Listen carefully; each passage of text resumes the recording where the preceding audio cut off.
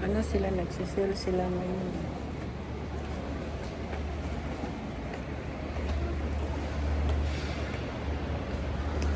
Ano ba to flavor nito? Ang bango nga niya, no?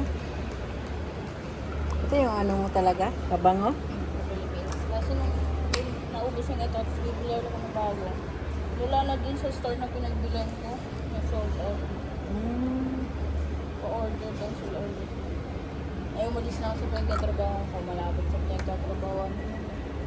Hindi na ako nakapit. 300 plus mo sa Philippines. Dito ang safe ano.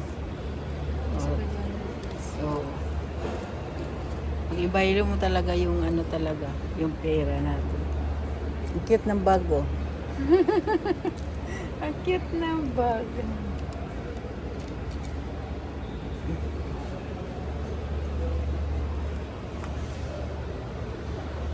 Ano to? Lagyan na ng make-ups. Okay, bye-bye. Thank you for watching. Ikot muna kami. Hindi muna kami mamadyo sa loob kasi mahirap dito. Ramadan pa naman.